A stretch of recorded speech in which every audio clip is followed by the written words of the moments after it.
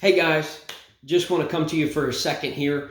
Now that you understand and know a little bit about what I'm going to be doing coming up, trying to put together some videos and some resources concerning the doctrine of eschatology, which is basically the doctrine of last things, which can include anything from signs of the times all the way up through the millennial reign to the actual, including the second advent of Jesus Christ, moving into eternity. So, with that in mind, I just want to give a few basic understandings about my views and about where I'm coming from.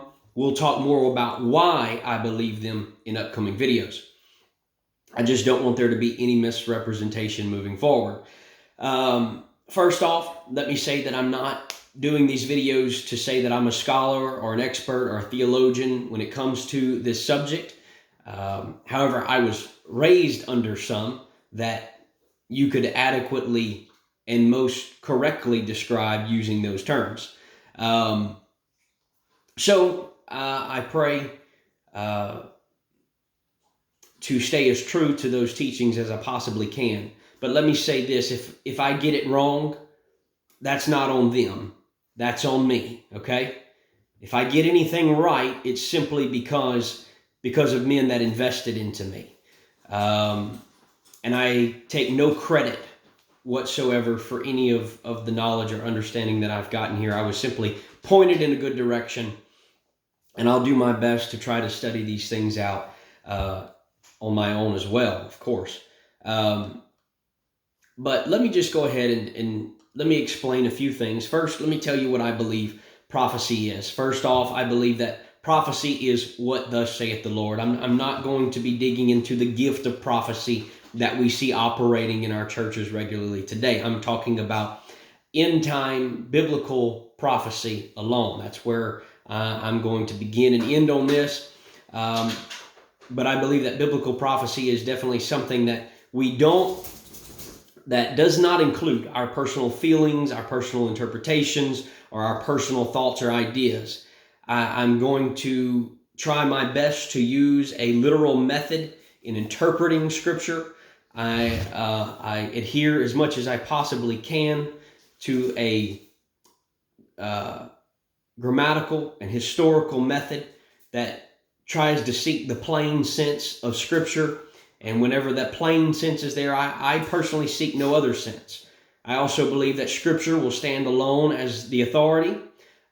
Scripture itself will begin to interpret the Scripture.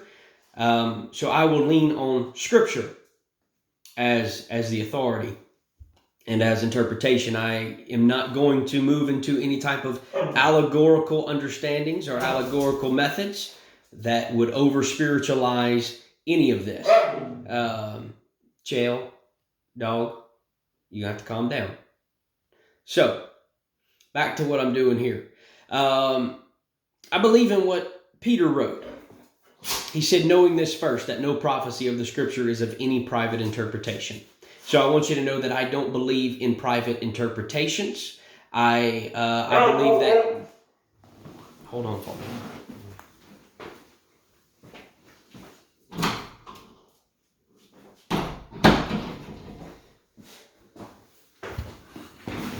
Thank you. But I believe that Scripture does yield a specific interpretation. And not to say that if you don't agree with me, that you're going, that you're living in any type of life of sin. So, and let me also say that moving forward, this is not going to be a debate platform. This is not going to be a platform that we argue the things of prophecy. It's simply going to be a platform and a resource to you. If you have any questions or concerns, please feel free to reach out to me via private message, or you need some more, need me to try to elaborate more on a subject, I'll be happy to try to do that for you privately. So let me just explain real quick.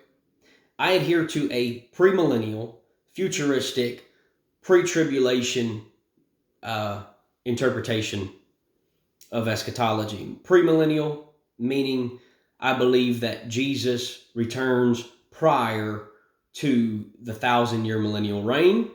I believe in a futuristic interpretation of the book of Revelation, in that I see the first 3 chapters as history, whereas the future events begin in chapter 4. And then finally, I adhere strongly to a pre-tribulation point of view, and I believe that the literal, historical, grammatical method does yield that interpretation, meaning that the church will be raptured prior to the Great Tribulation, prior to the 70th week of Daniel, prior to the wrath of God, however you want to term that. But I'll just leave you with that. But that is why we refer to, I look at prophecy as the blessed hope. That's why I believe that, because we're going to be out of here before that happens, and that's how Paul terms it. So with that being said, I pray that this just kind of gets us started, and I look forward to digging into subjects of prophecy as we move forward. I look forward to digging into the doctrines of the rapture. I look forward to explaining what goes on once the church is removed from the earth. I look forward to talking about signs of the times. It's going to be a great journey, and I'm excited to do this with you. God bless you all.